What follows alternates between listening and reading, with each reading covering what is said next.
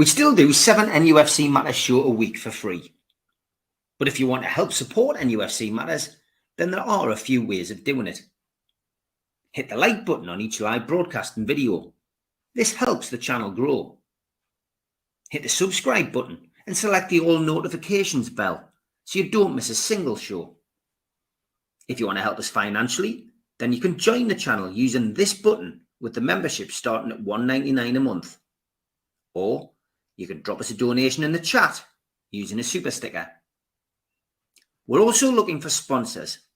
If you'd like your brand advertised on the flyers for the show and featured during the ad break, then email John at nufcmatters.com to arrange today.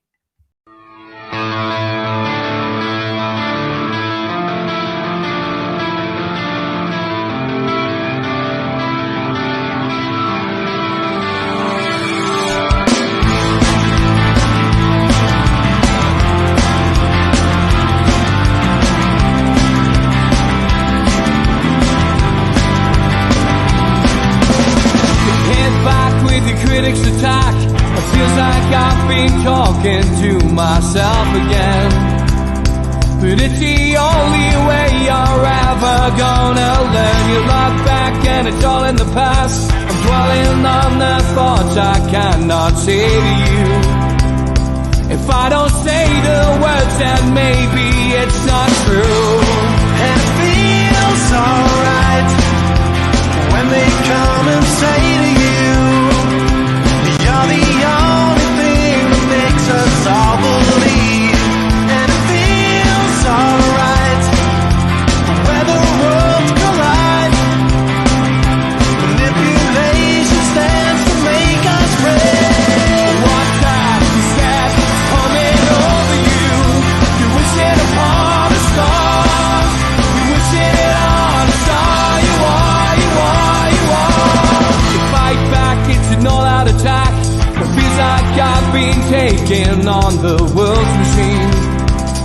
Because I want it more than anyone can dream. You look back and it's all in the past.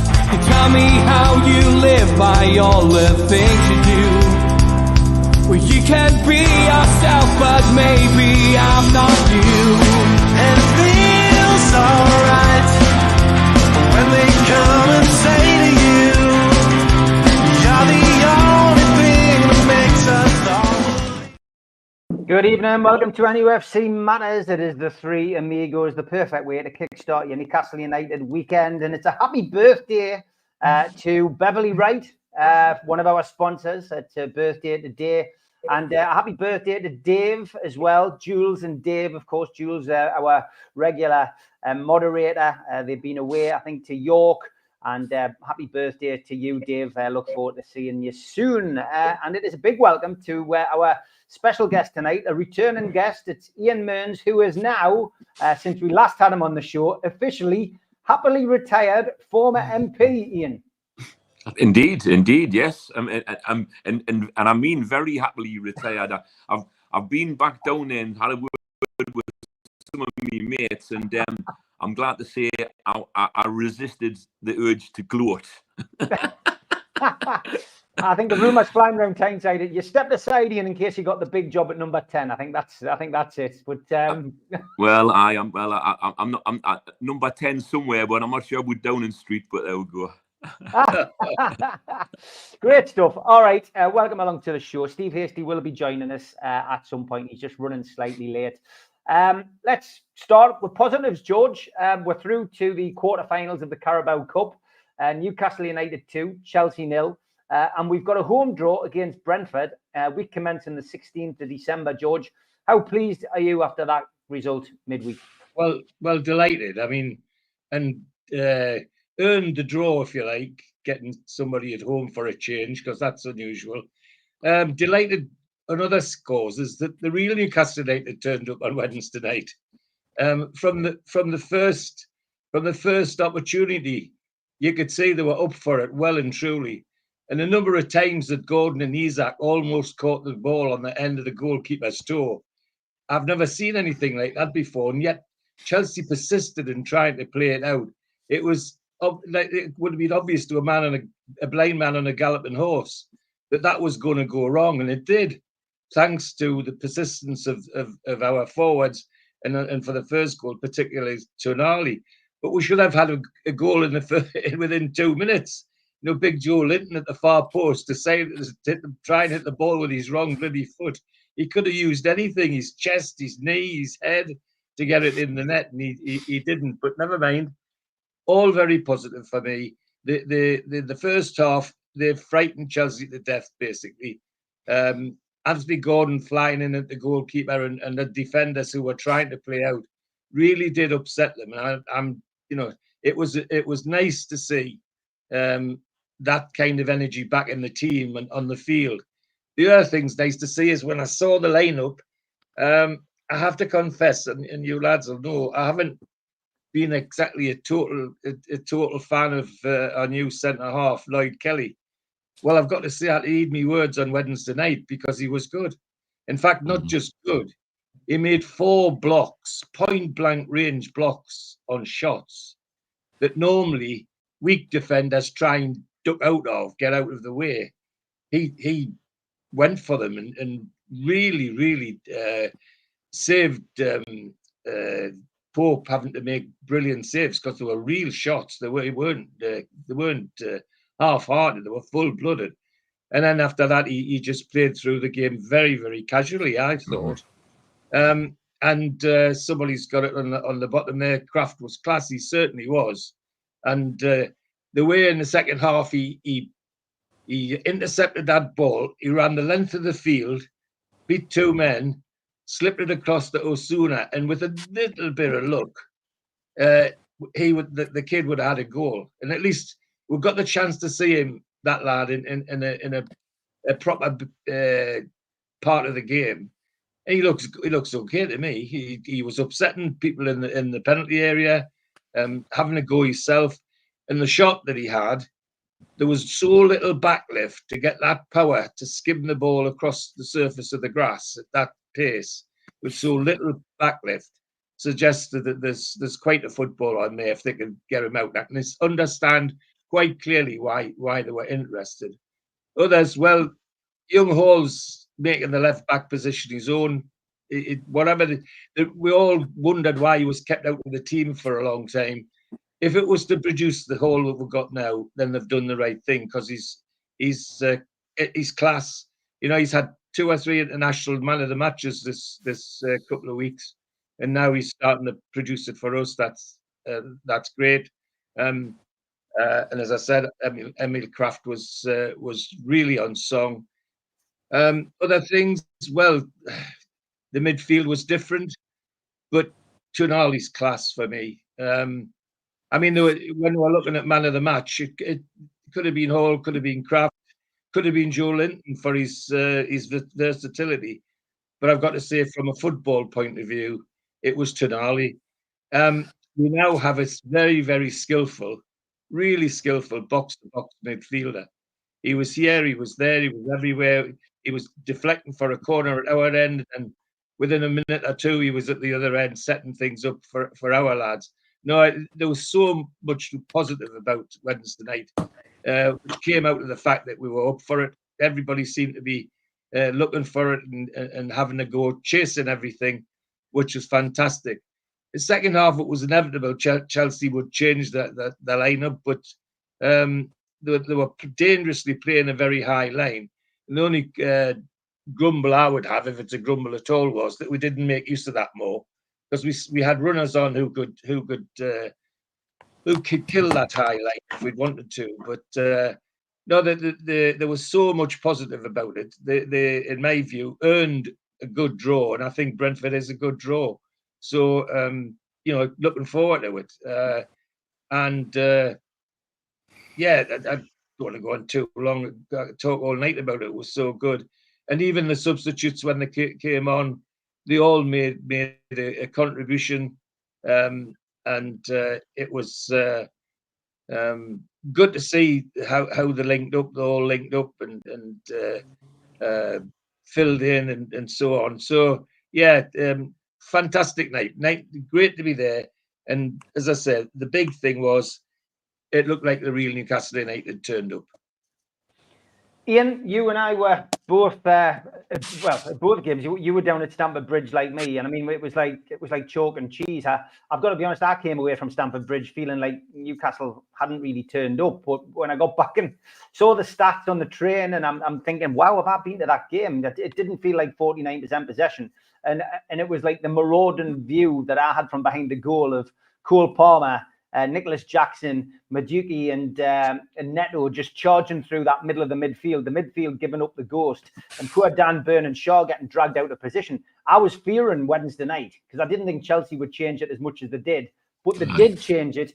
Newcastle changed things tactically, and it was a completely different game. Newcastle deserved the win on Wednesday night. It was strange to be at both games so short a time apart, yet two completely different games and two completely different results. Indeed, I was really quite disappointed. Well, very disappointed with the performance down at Stamford Bridge, and you're right about the stats. You know, when you were watching it on the live on the pitch, it didn't feel like Newcastle had half of the possession.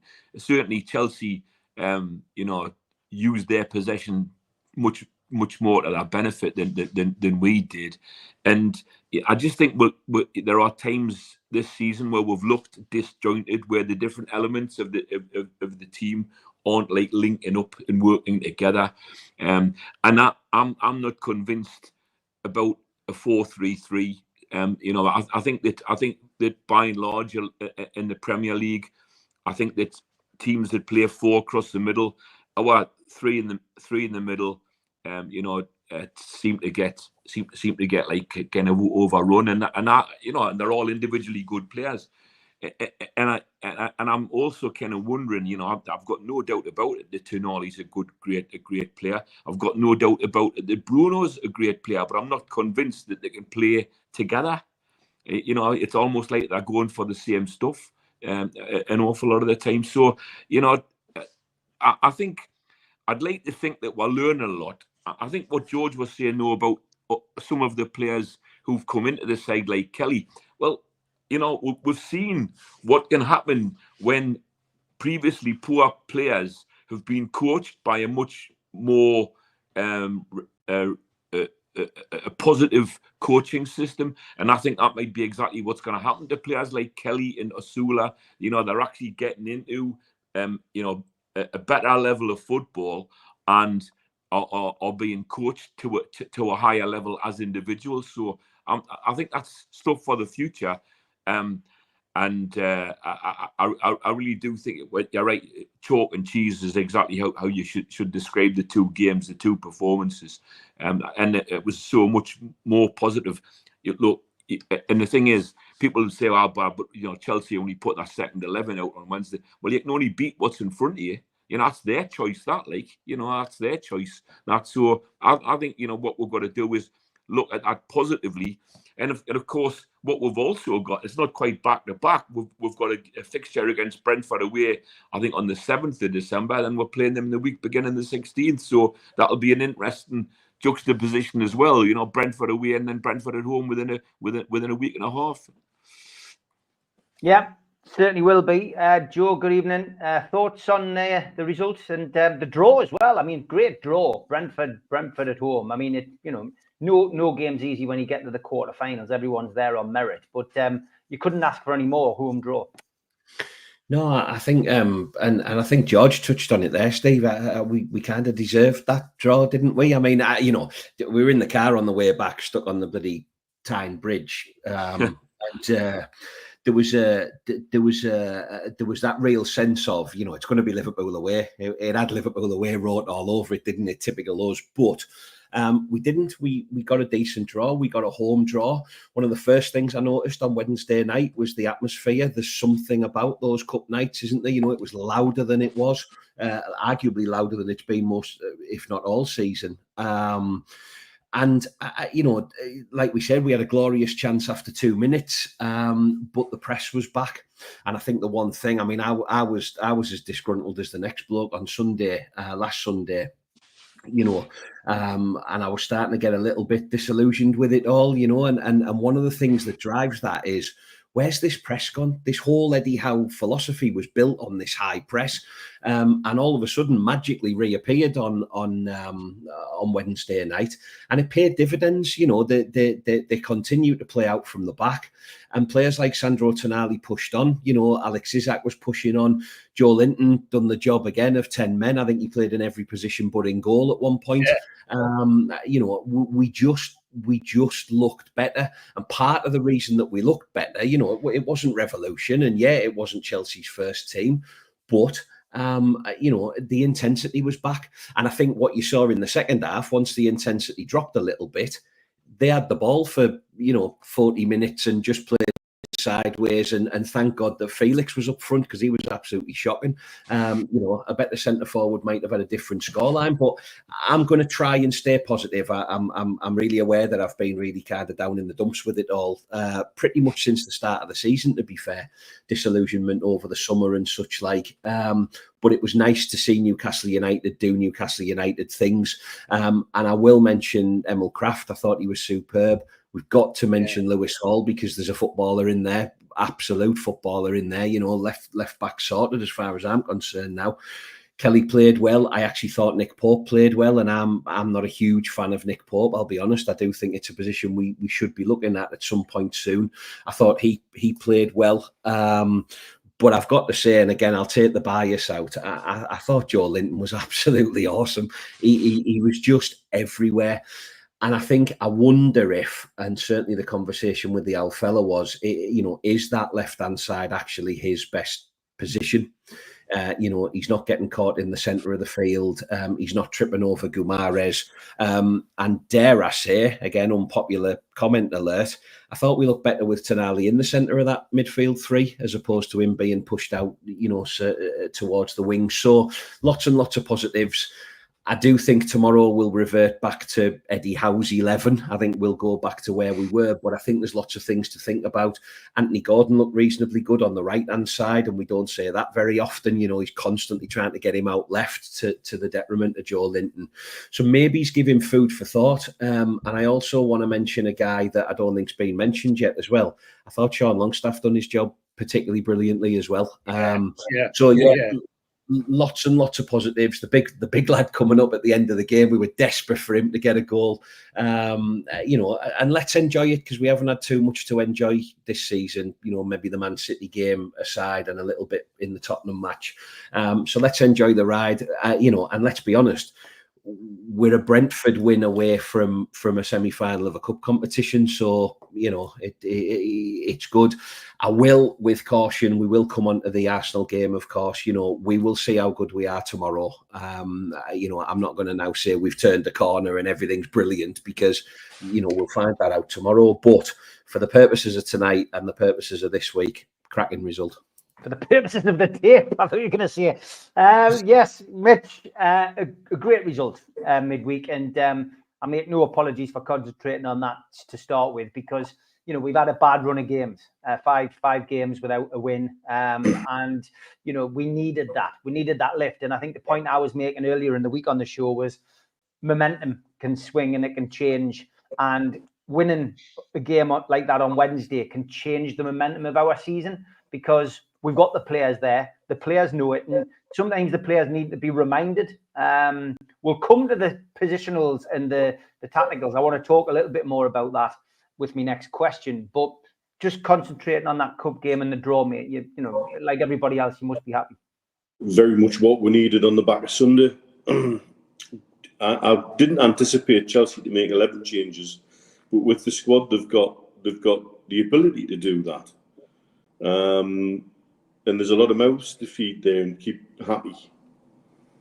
But also what comes with Chelsea is that if you look at the average ages of squads in the Premier League, they've got the youngest squad in the Premier League by some way. And youth in a situation like that, sticking them under the lights at St James's Park in a midweek, it's probably unlike anything many of them or any of them have ever come across before. And they look like deers in the headlights. Once we got stuck into them, they didn't know what to do. They looked hesitant at the back. the keeper was all over the place. The keeper was terrified to do anything or to do nothing, and they created at times their own mess. But that needed us to have the high press in place to do that, and that's what returned. I think you're right. I think if we're going to talk positions and tactics and things in a bit more detail soon, I'll not go where I was going to go on that now. Let's go there later. But you cannot underestimate the value of going back to the basics that we did right. I think Kelly as well, for me, has made a strong case for starting at the weekend. That bit of extra pace at centre back, and his bravery. My dad touched on the blocks he made. He made some cracking blocks, and that's what you want to see. And I think the irony on me is not lost that the best young player on that pitch for me was the one that came through Chelsea's academy and is our current left back. Yeah. Absolutely. And again, if you want to see what nonsense PSR makes in the game, that's the kind of thing that happens and is going to happen. That it's one that we've benefited from, and I think Hall is now stating the case to the England setup. Are there any genuinely better left-footed left full-backs in the English game at the minute? Not many for me. And what's best is there's more to come. He still makes some naive ball decisions on the ball. He still at times commits too quickly to certain things and sells himself short. He still has a certain degree of positional awareness to add to his game. But like many players in that situation, his pace and his ability gets him out of trouble time and again.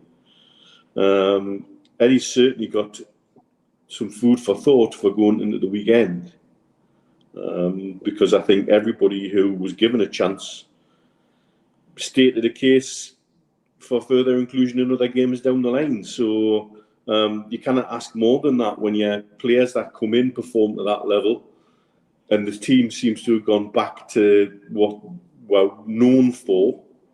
We can't argue about that.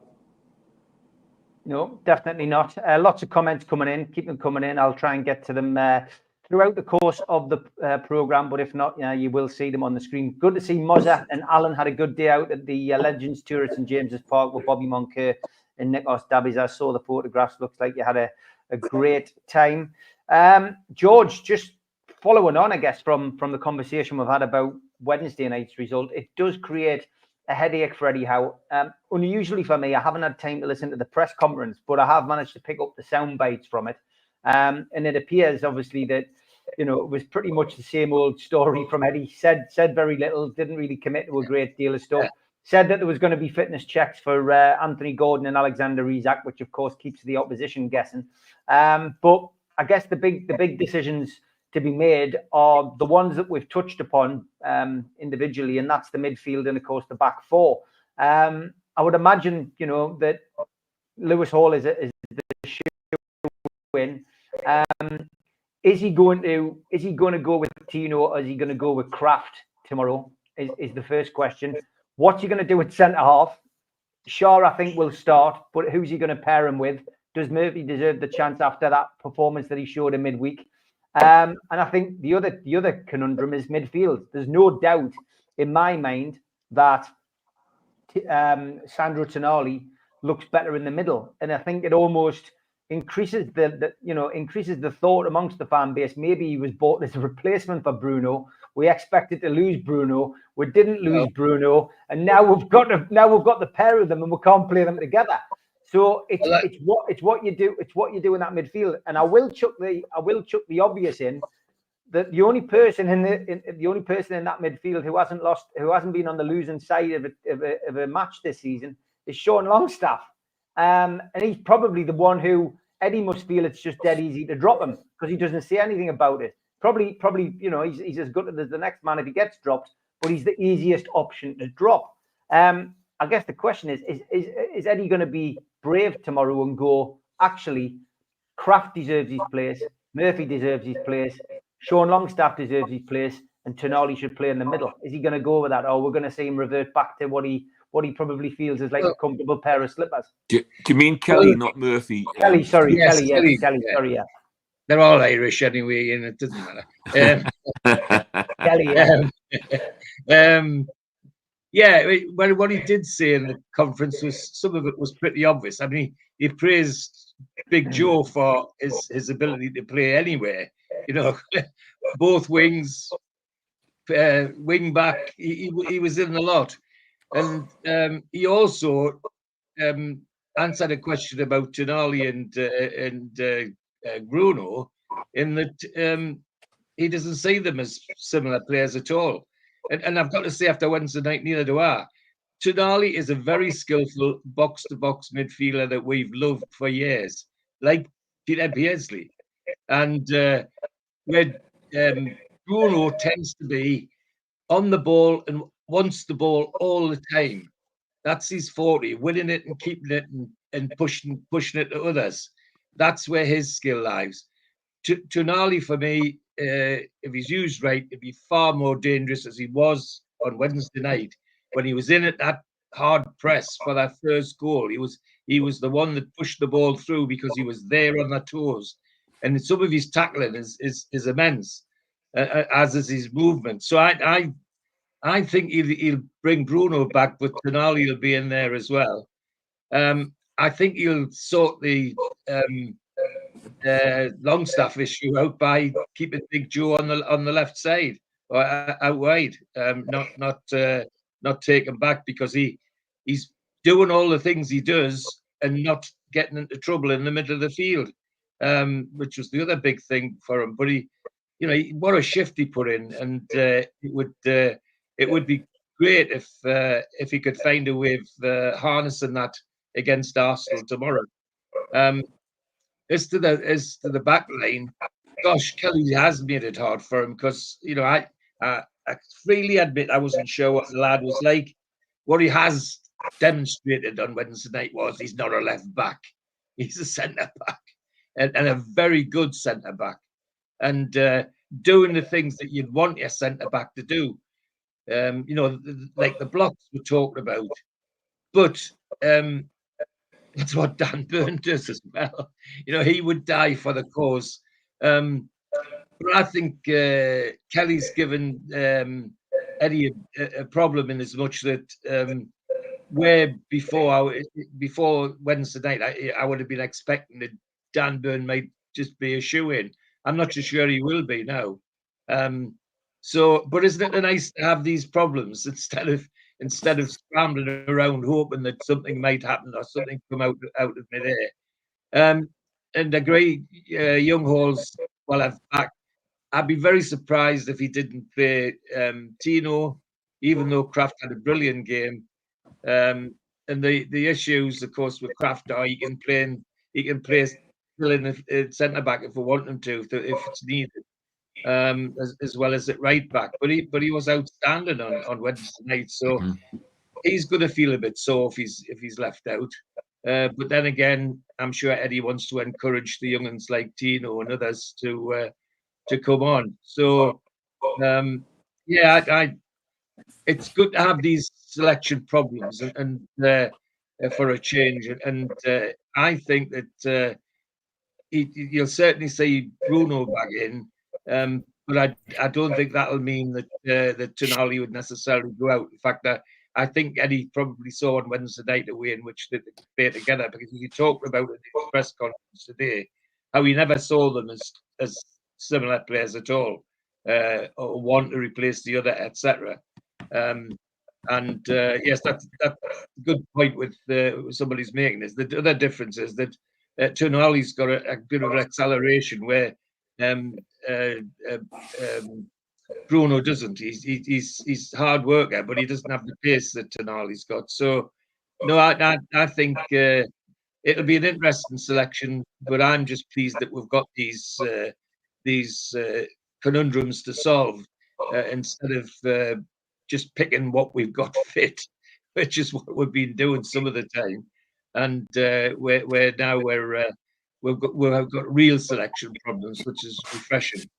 But the problem is not a problem, but the issue for Eddie Howe is he's shown to be so loyal with those that he's stuck with and those that he's brought in that then Dan Burn might be a shoe-in on that score. But I think Kelly has earned a chance to start in the league now.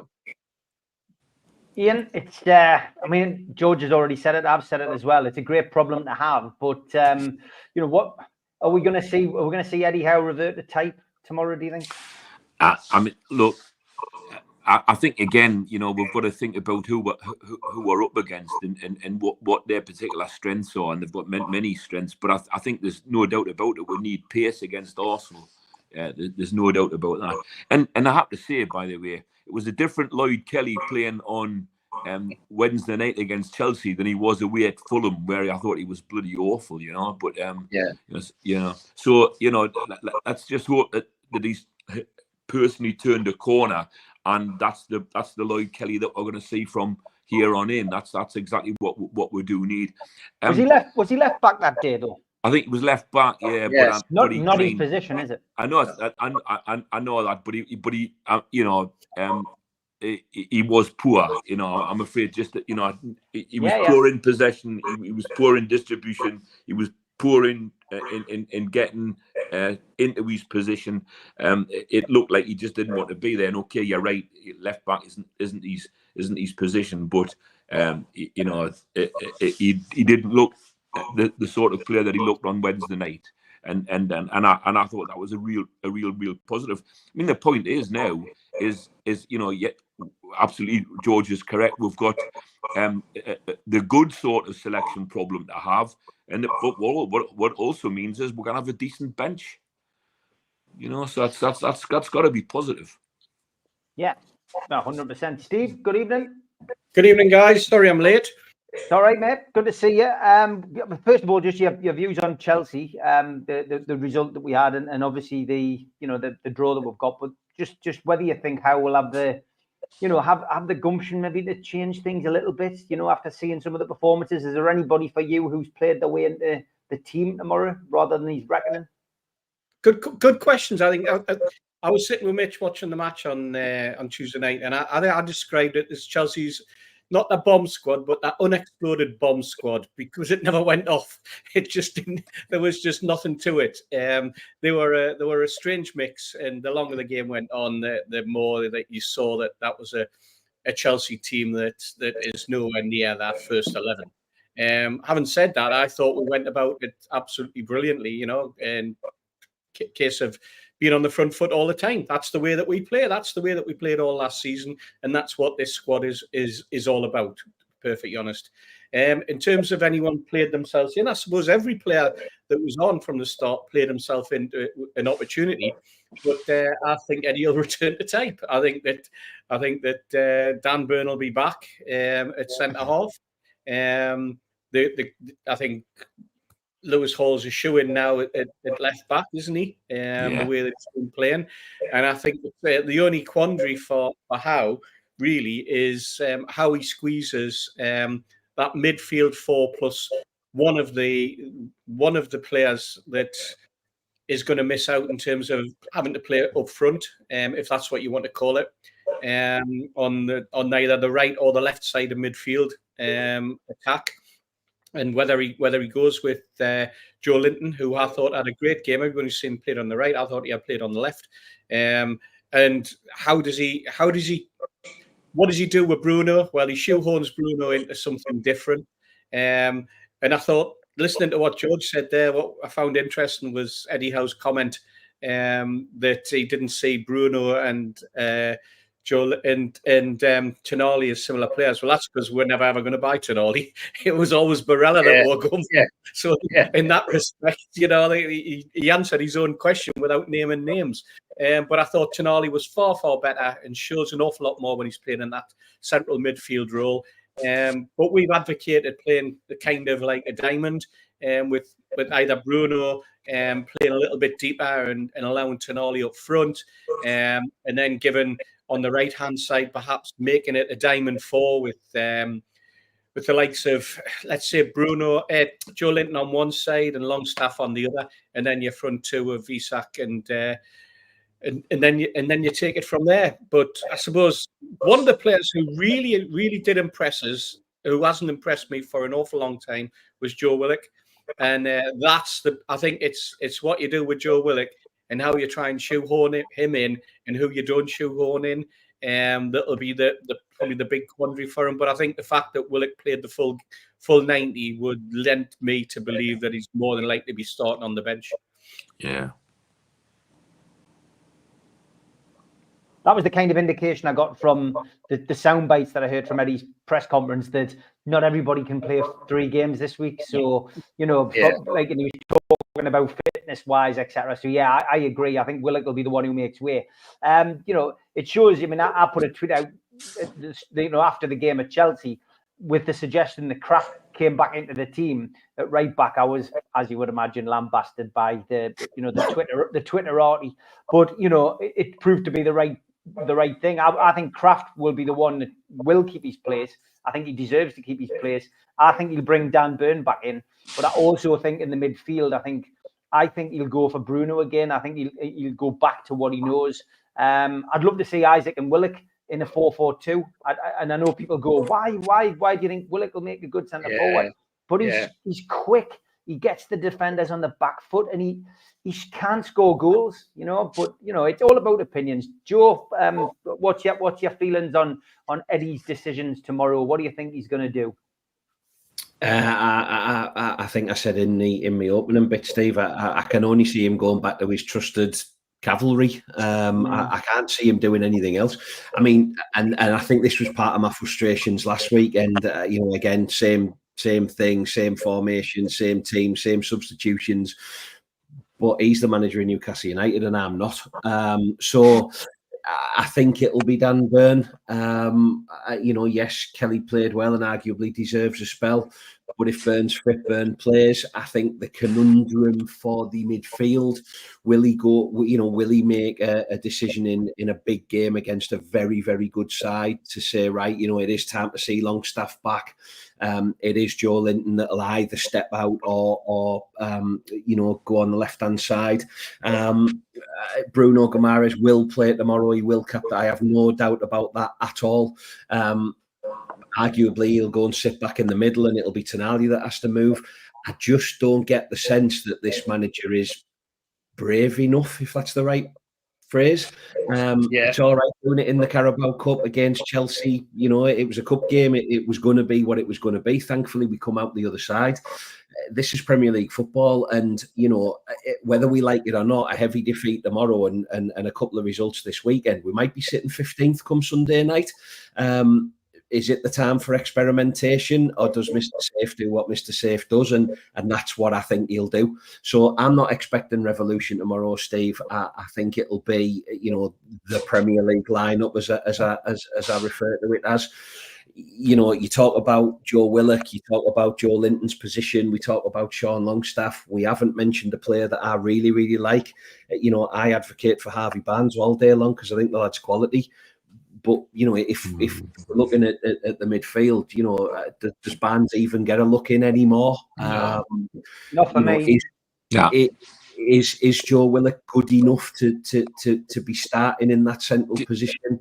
Do you not think Barnes is a luxury player, to be honest? I mean, honestly, I was talking to Newcastle fans at Chelsea, and, what people were saying was, look, we've got Barnes, and the reason that we bought Barnes was because we didn't get Maddison, and that was simple as that. And that seems terribly harsh, but I actually think, he looks good when we're playing well, but when the chips are down, I'm not convinced about him at all. And I don't think he's a player that can do the press, frankly.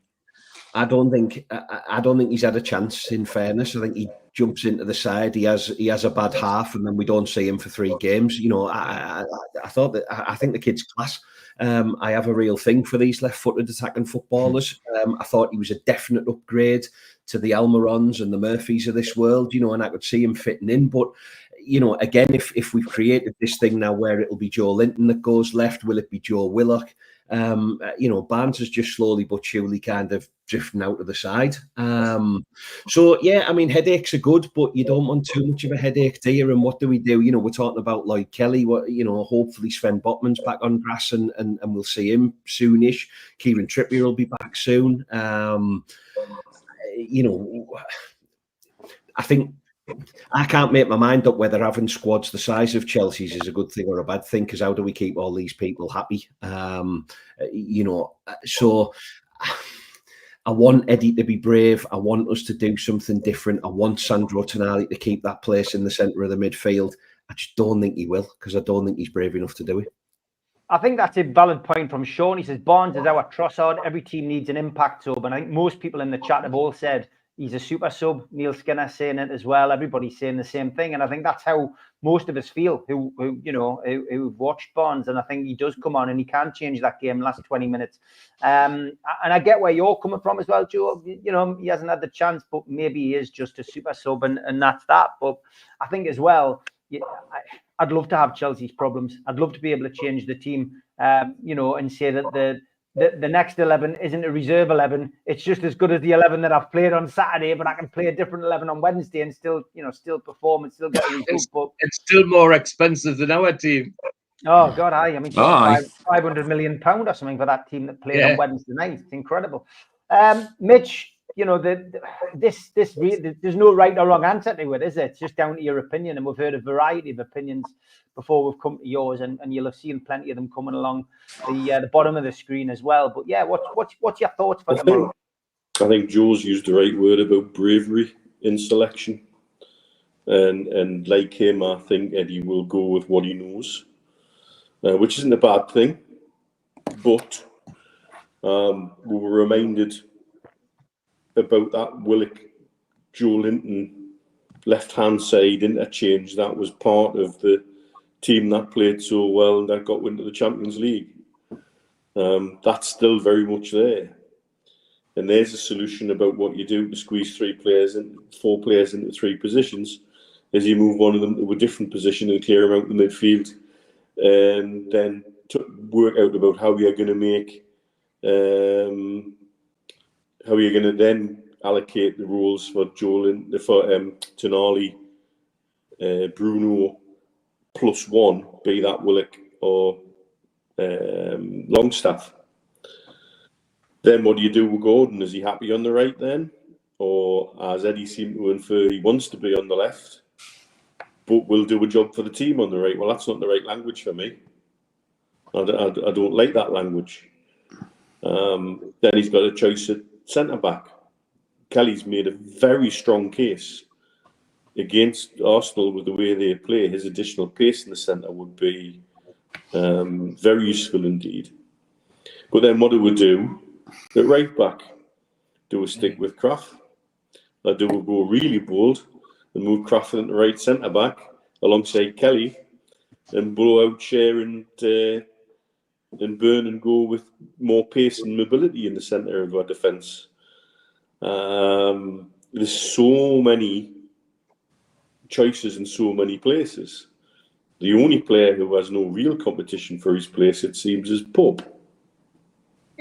And with 4 other goalkeepers. With 4 other goalkeepers on the books. All of this being very strongly on my mind after something I've just written for the next fanzine. Yeah. And it is quite ironic. We then have, he mentioned in the press conference, yet another situation with how they're handling Wilson. He's not injured, but he's not ready to play because he's got a funny feeling in his body. Again, don't like that language. That language seems very odd. Feels like that was covering something up. No, but I don't want to start talking conspiracy theories, but it's strange language. It's very strange language when you're talking about the physical well-being of a professional footballer. Yeah. And we've gambled on his fitness for 2 seasons, and I think it's fair to say that the gamble hasn't paid off. And so we're in a situation. Look at the Sula when he come on and had his run up front, showed that to me at least that there's more in there than I thought there was. And for him, I really wish that shot had gone in, partly because of the way he set it up, but partly because it was a hell of a, like the game my dad said earlier, no backlift on that to generate that kind of power is crazy. And that was sort of the thickness of a coat of paint on the post, but whether it went out or whether it come in. And so, for me, for a manager with an active and competitive squad, there's a lot of decisions to make there. And I think what we'll see tomorrow is he'll revert the tape. I really, really hope he leaves Tonali in the central role in midfield and says to Bruno, if Bruno's playing on the right of the three or the left of the three, get yourself further up the pitch and do more damage there. Yeah. That doesn't seem to be the way Bruno wants it. And bearing in mind, we've already tickled his tummy by giving him the captain's armband to keep him happy in the aftermath of things that happened in the summer. Because I think that's very clear to me that that's what happened. Whether that's an official line or not, I don't care. I think that's my opinion on it. Or we're then going to tickle his tummy even further to say, well, for him to say it's my ball and I'm going to play where I want. When we've seen in one 90 minutes of football what Tonali can do, being the key linchpin in the middle of that midfield, and he shouldn't be moved from it for me. I suspect he will be. I suspect on the back of the manager's comments and the way he's looked after him since he's come back from his suspension, Tonali mightn't even start. He's already said players not playing 3 games in a week. Yeah. I just don't know. And I don't want to be critical because if you could bottle what he did on Wednesday night, that's us for the season. Yeah. We're back in it. We're going in the right direction and playing in the right kind of way. And maybe we've given ourselves one too many questions to answer by that performance, as good as it was. So we've got a real challenge at home against Arsenal. They come well balanced themselves with a chip on each shoulder, still banging on about that bloody game, still banging on about the ball being out. 380 odd days now. And there's wars lasted longer than this. Happy anniversary. France only lasted 44 days at the start of World War II, for God's sakes. And here's Arsenal fans still banging the drum out about a game that's long and gone and buried. And the question mark still for me is, when they're talking about, is there anything that Ben White can't do? I tell you what he can't do. He can't stop Joe Willock keeping the ball in. Hey! I saw people talking about Asula there. Asula reminds me of a raw sort of Leon Best. There's a footballer there, but it's like he needs that little bit of that. He needs a spark of a goal and a confidence level, because I think he's got the talent there, but he just needs someone to remind him he's got that talent and to bring that out of him in some way. And I don't think it helps when you've got a player who's constantly going to be on the bench and never gets a run in, never gets a chance. And even when he's on the bench, he's not getting brought on. But I think eventually the lad will be the sort of lad who'll score goals, because we saw that he's got plenty of enthusiasm. And I think there is that sort of, the nearest I can think in a black and white shirt is Leon Best when he was playing for Newcastle. You were hoping he was going to do something, but you knew that there was just that as though he was holding himself back because he didn't have that little bit of confidence, But I think it's good that we've got, and all I can think of with the Callum Wilson situation is that, can you claim cotton wool off your PSR? Because the amount of cotton wool we've got that kid wrapped in at the minute, we must have spent an absolute fortune. We really must. I hope he gets fit. I just hope that whatever's troubling him, he can get it sorted out, and we can see him before the end of the season, because it's so frustrating for everybody. It really is. It'll be so frustrating for him. But I do admit that the language that's been used about him has been strange, and that tends to happen when they don't want to let a cat out of the bag about something. But like as Mitch quite rightly says, we can't speculate. We don't know. We can only deal with facts, and we'll just have to wait and see. Let's hope. What Eddie said was, it makes sense to bring him back after the international break. then let's hope that's what Well, happens. let's hope he doesn't have some sort of tragic accident in the bathroom where he's come stepping out the shower, and that he's not allowed to cross the road on his own for the next 2 weeks. Exactly. Yeah, let's wish him well. And let's hope he gets Neil's back. right about the language. The language is worrying more than anything. Yeah, exactly. Okay, we've got about 10 minutes until we go to the ads. If you are of a nervous disposition, we are about to do Tweet of the Week. And once again, I have vetted some of the worst ones out. There are some near to the bone tweets, shall I say.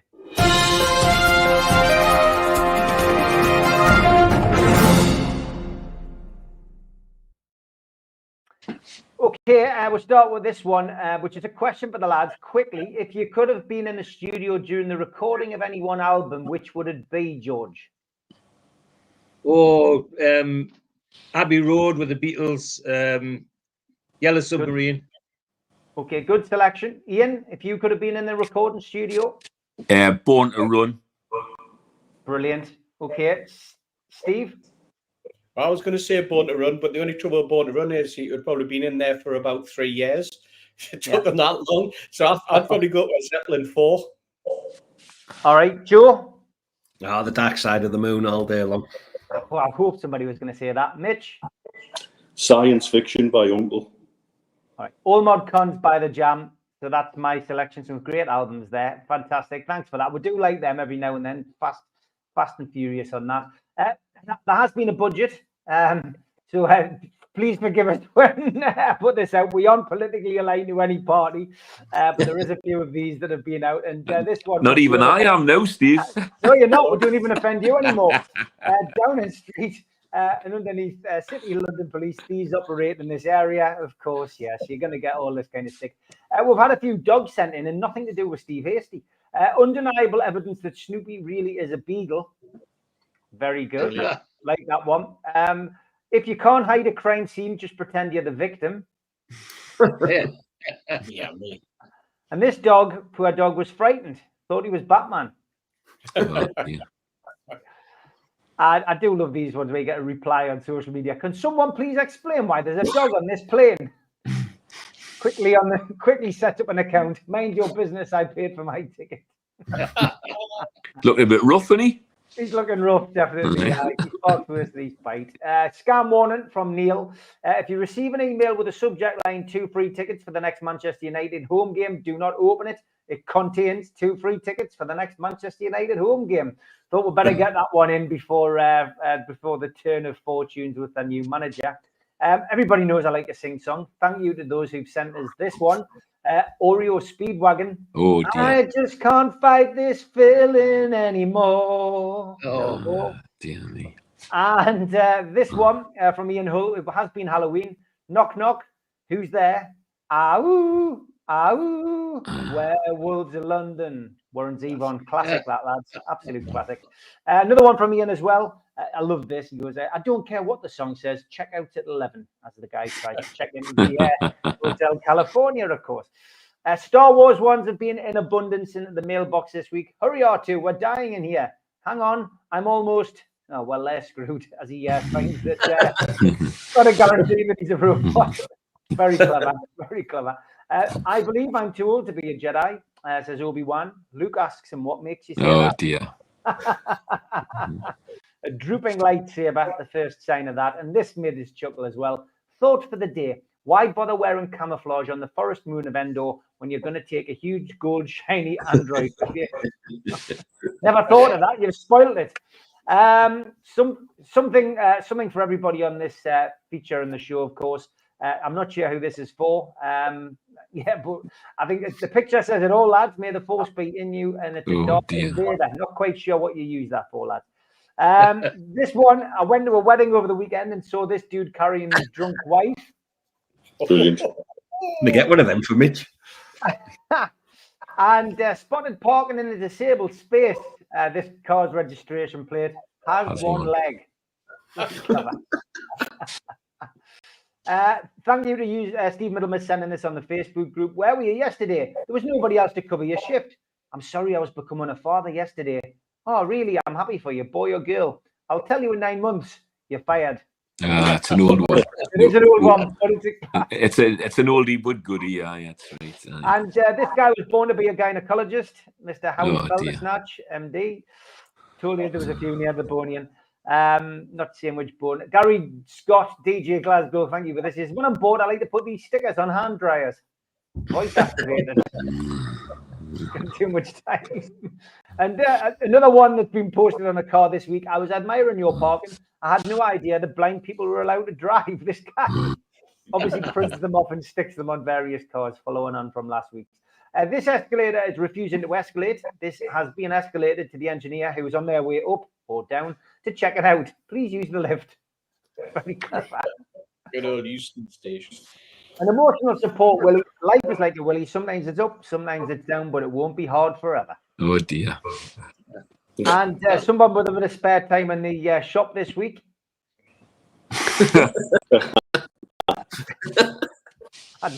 Makes you chuckle. And there's an emergency phone not installed. Please do not have an emergency at this location. A real bargain to be had as well this week. The manual sausage maker.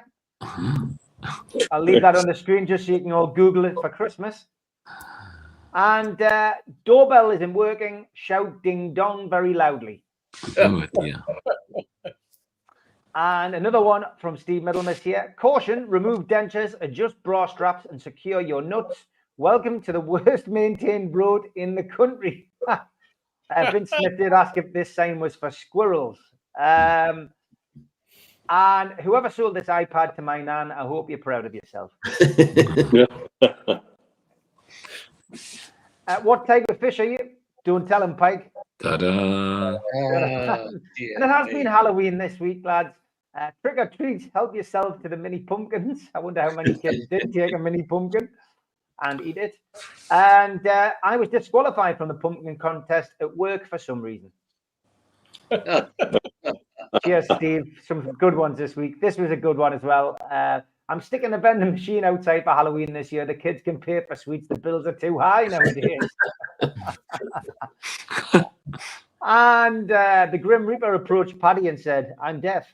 Paddy said, no worries. I'll talk a bit louder for you. Oh dear. And I'm somewhere between impressed and horrified at this person's Halloween fancy dress outfit. Oh dear.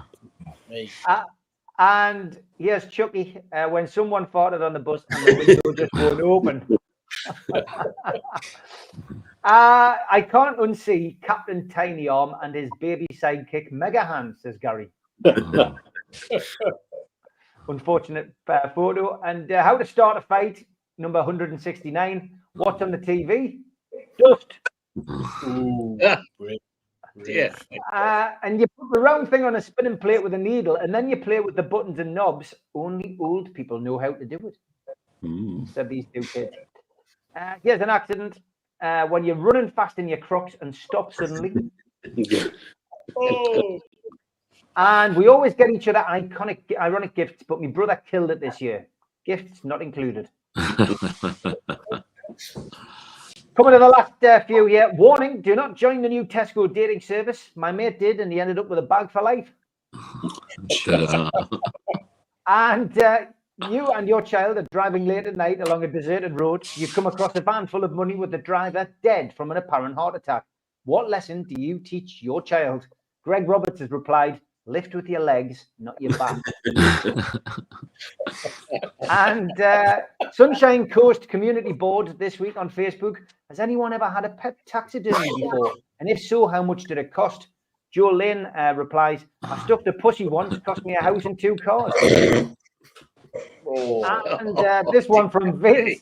The Yorkshire Ripper was a working class lorry driver who was sent to prison for life for his crimes. However, Jack the Ripper was Queen Victoria's grandson, Prince Albert Victor, Duke of Clarence, and he just got a telling off and was asked not to do it again. If that's not 2-tier policing, then I'm a Dutchman and I'm not Dutch.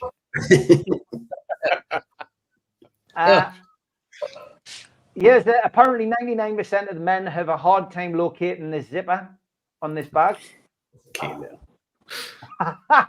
Okay, top 3. How can you eat these precious creatures? Somebody asks. Ted replies, is this a rhetorical question or are you looking for recipes? Brilliant.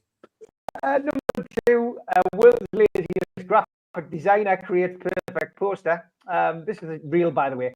Hi, Dave, it's Tom. Can you do a poster for the music night? Yeah, mate, send me the details. So he sends in the details, right? All of their date, time, and the bands that are on. He says, what time did it start? Half past 6. All sorted, mate. I love you, he says. And that was what he did. He printed that off and stuck it in the bun. Fantastic. Fantastic. Okay, number 1 this week is great. Always live life on the edge, lads. Thank you. Very clever. I liked it. And for all those people who keep sending Northern Lights photos, I'm not interested. I've got a great shot of the Northern Lights from my bedroom, lads.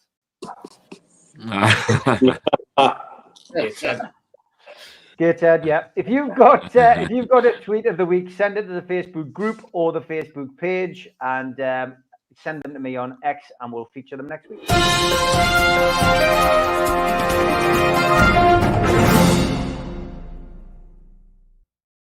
Okay, the lads can go off and do whatever they need to do. You need to sit and watch the ads. Back after this. A big thanks to all our sponsors, Skips and Bins. You can find them at their website, skipsandbins.com. Contact them, www.skipsandbins.com/contact. Say hello to low-cost waste disposal with pay-as-you-go and contract waste management.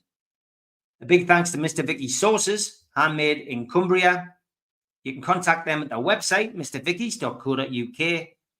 Email info@mrvickies.co.uk or telephone 01768 210 102. A big thanks to our NUFC Matters fanzine sponsor, United Group Travel.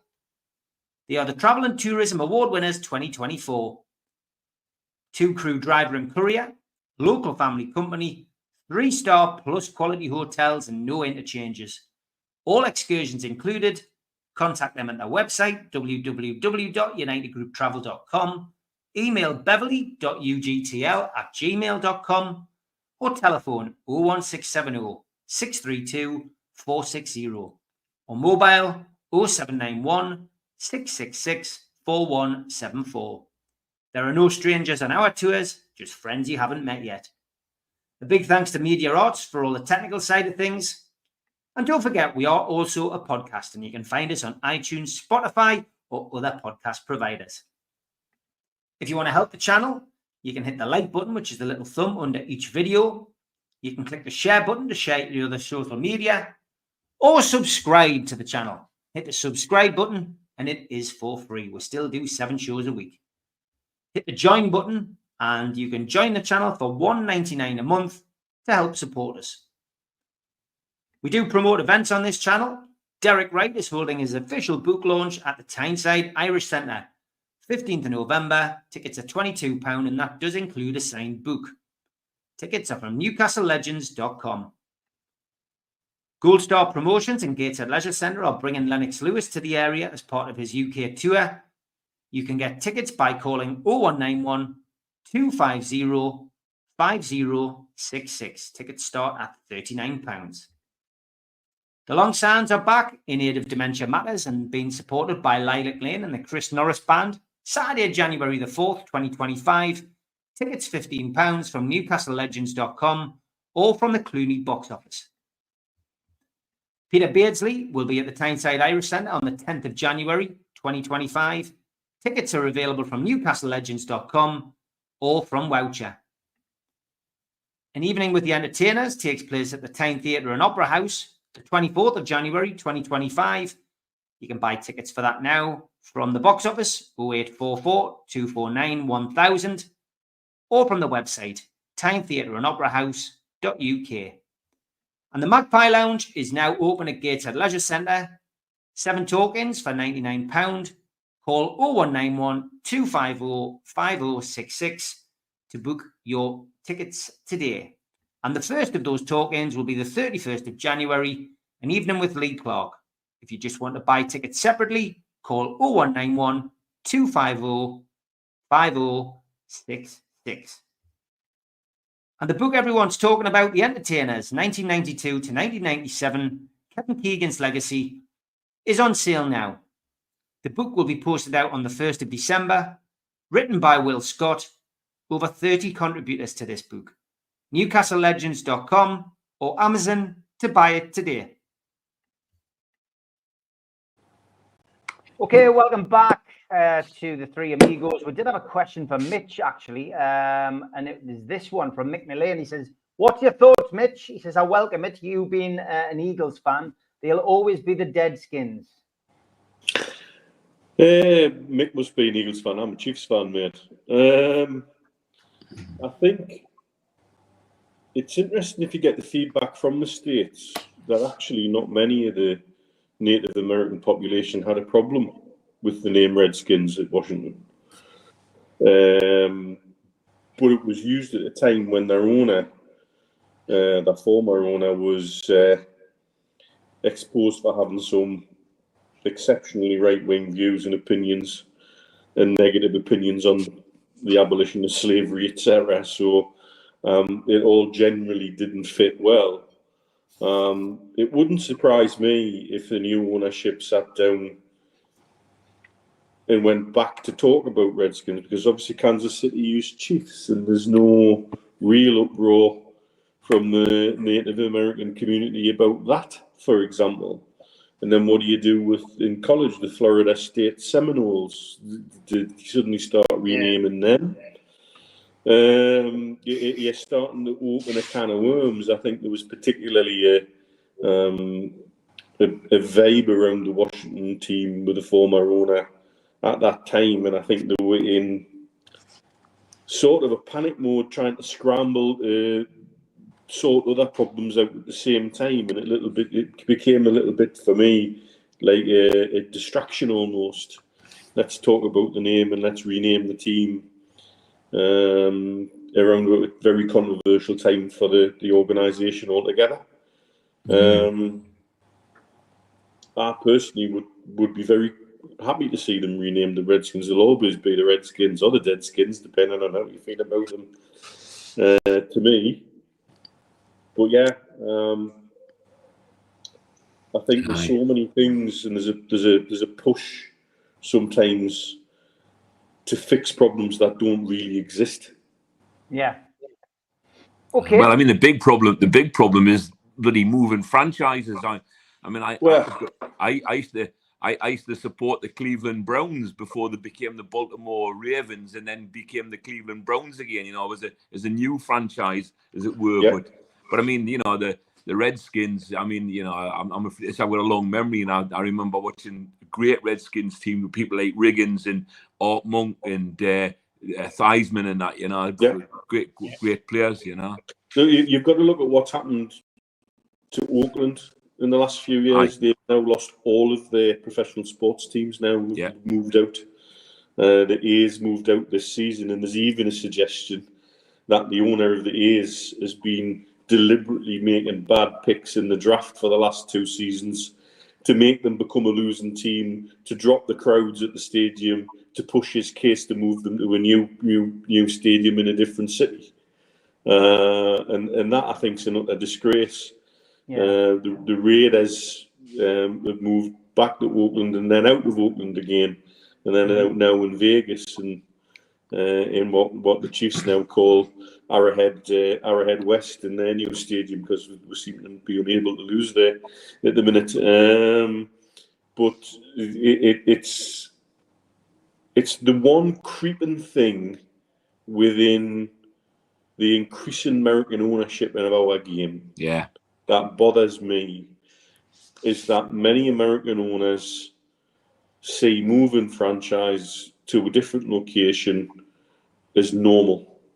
Aye. And it's something that, you know, we've experienced really only with the Wimbledon MK Dons situation in recent times. Yeah. Yes, in the past teams have moved, but you're talking for the most part in the distant past. Yeah. They've been settled within communities for the most part for the thick end of 100 years plus for most professional football teams in England. And it's anathema to us to be able to just pick up and move like that. Whereas they can do it at the drop of a hat, whatever the tax breaks are, you know. Even interestingly, because Kansas sits across 2 states. There's Kansas City, Kansas, and Kansas City, Missouri. Yeah. There's currently suggestion that they may move away eventually from Arrowhead in Kansas City, Missouri, to a new site in Kansas City, Kansas. And there's absolute hell on about that, and you're literally talking about crossing a river. Yeah. The former president of America he didn't understand that they were playing in 2 different places. He got the 2 places mixed up last year. I mean, that tells you how ridiculous he was. But yeah, it's something that does worry me. I wonder, when are we going to see a professional football team either at the top flight or in the championship, where an owner decides, hey, I've got a better deal there, I'm moving there, I'm getting a brand new stadium. MK Dons in Wimbledon. Yeah. Yes, absolutely. But you look at what Sean's making there about the Wasps' move to Coventry. In rugby, you've got teams disappearing out of existence now.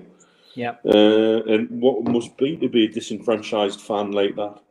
Yeah. And certainly really don't want to see that creeping into football. And actually, we've got Arsenal coming. Yeah, look at what Stan Kroenke did with the Rams. Yeah. And that's all about the dollar. All about the dollar. And if Arsenal think that their owner wouldn't think about doing the same, moving them to another shiny stadium somewhere, if somebody with more money than Emirates came along, he'd do it in a heartbeat. Yeah, you've got to also remember the thing with the MK Dons and Wimbledon situation was that, if you remember, the Wimbledon lost their ground and they played at Selhurst Park.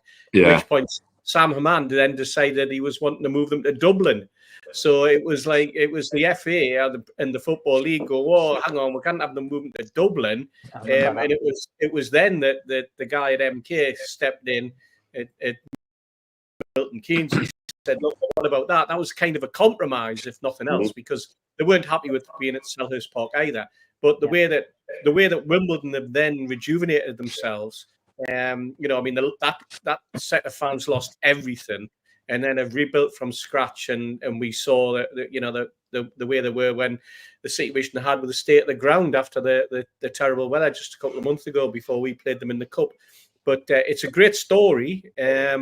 But it's a worrying thing, because I think that you mentioned Stan Kroenke there. I think the one will be Chelsea, if it's going to be anyone, because there's a club who are desperate to get a bigger ground, who basically cannot build anything. They've got the Chelsea pitch owners sitting on top of everything that stipulate that they have to play there. And I can imagine Woolley's probably the one of the 2 owners that will sort of side with the fans, if you like.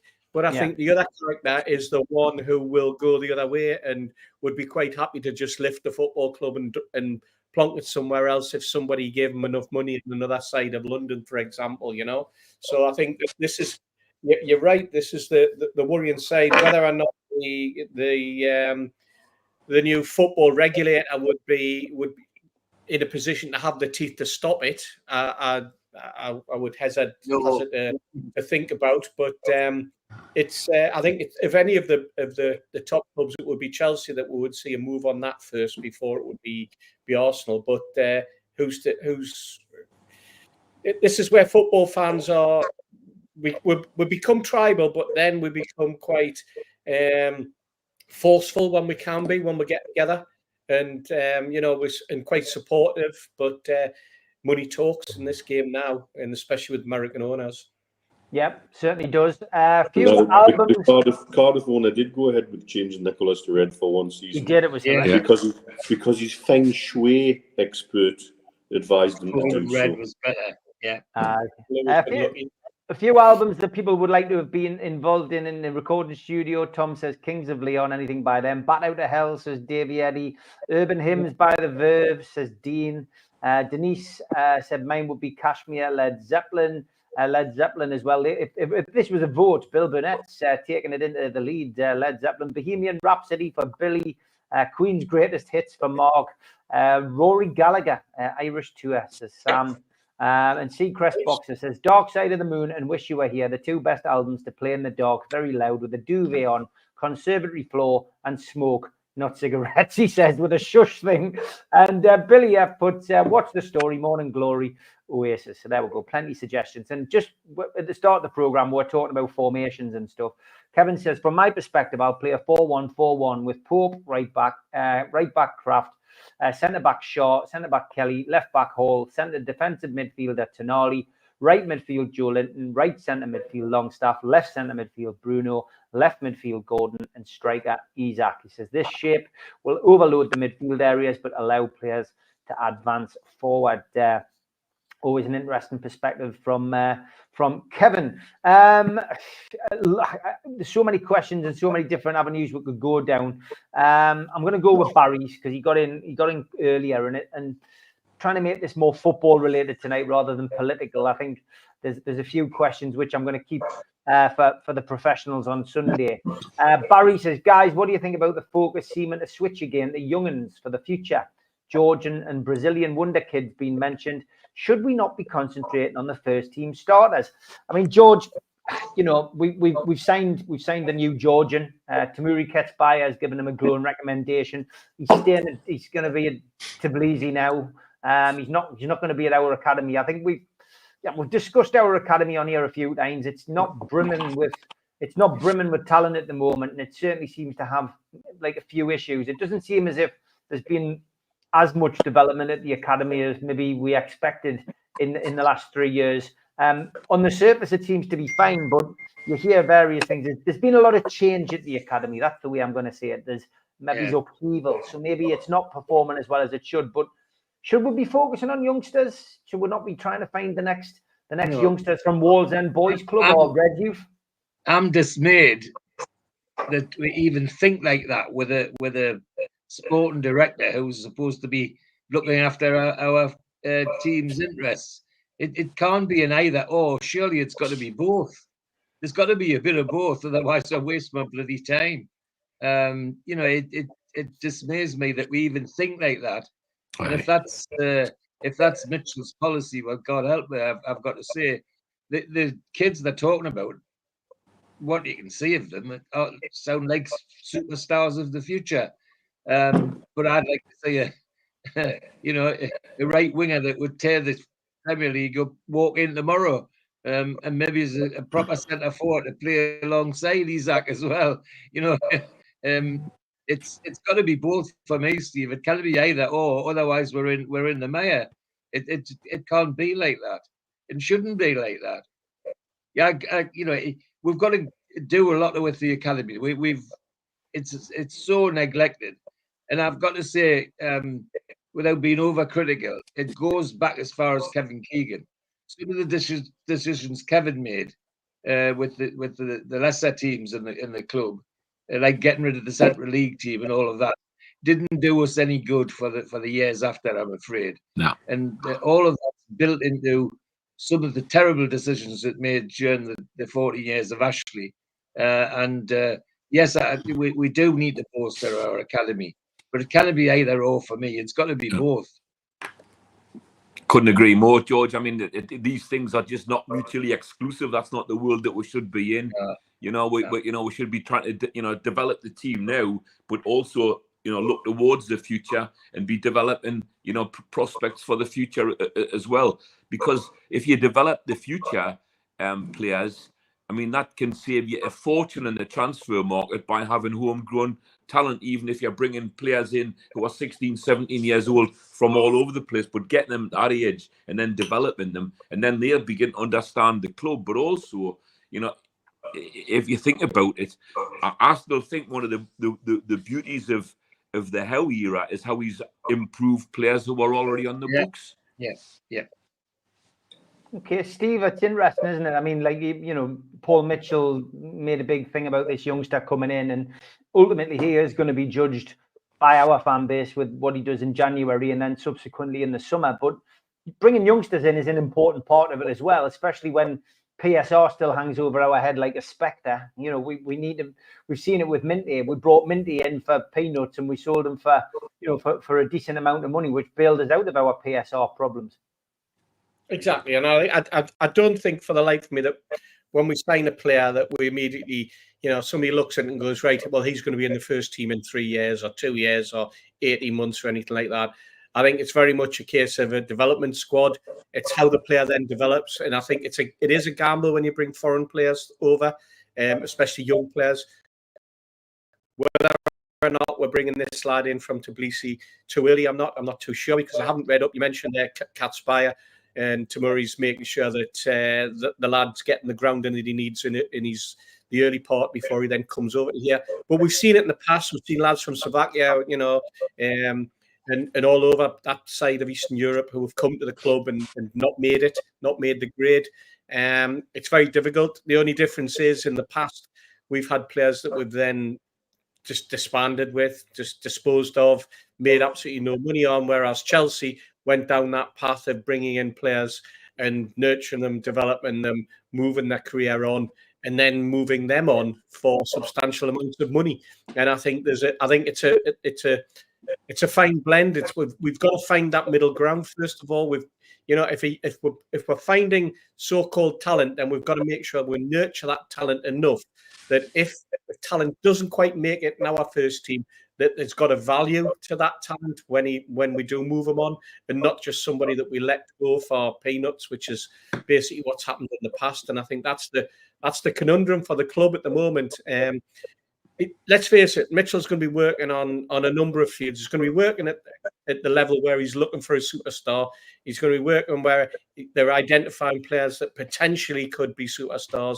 And then he's looking for the superstar signings that we need to bring in, the players that he's going to go out that can go straight into Eddie's first team squad to replace players that have, I'm not saying outlived their usefulness, but need to be moved on for their own careers. Because when you've got players who have been sitting in the first team and not getting games for, or just getting the odd game every few weeks or few months for 4 or 5 years, then it's in that player's best interest to move on as well. At the moment, I think Eddie's squad is kind of overloaded with that. But what we're also in the position of not being able to do is being able to spend the money to replace them. So that's why we're having to hang on to players at the moment.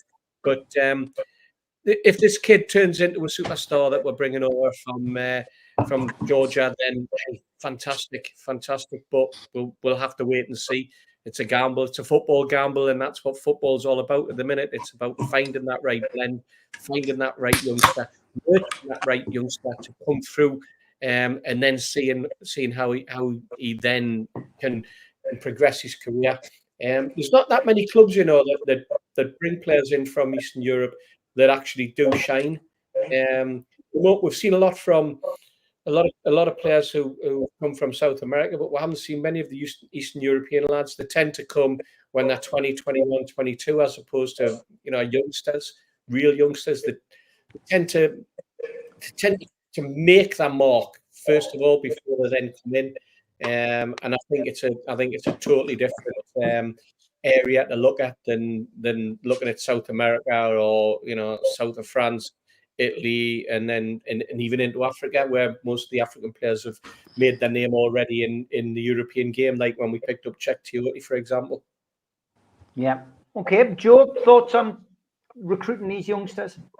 Yeah, it's like the lads have said. They're not mutually exclusive, are they? Yes, we need to build an academy. We don't just need to build an academy. We need to build a really strong, good, sustainable academy. But we also need to buy some footballers who walk straight into that first team. So, I guess Paul Mitchell's job is to make sure that every faction of the football operation is doing what it's supposed to be doing, academy included. I always tread with slight caution. I don't like it when we sign wonder kids and one for the future and world at his feet, and we use all these superlatives for these kids.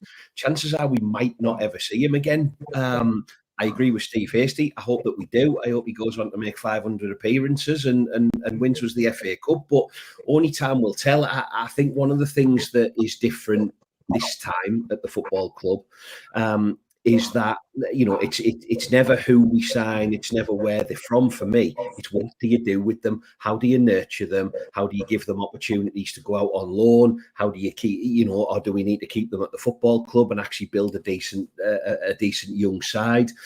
when is the right time to give these kids a run out on the bench? When's the right time to fire them straight into the first team, like Lewis Miley? There's a lot more to this other than we've signed a kid from Georgia and we'll hope for the best. So I think if you've got the right people in the academy looking after these kids on the pitch and off the pitch, which is also important, getting them the right moves at the right time, nurturing them along, hopefully we'll have a much more sustainable football club. Whereas I think in the past, we've heard all this before, you know, he's going to be the next big thing. We've just signed the next Alan Shearer.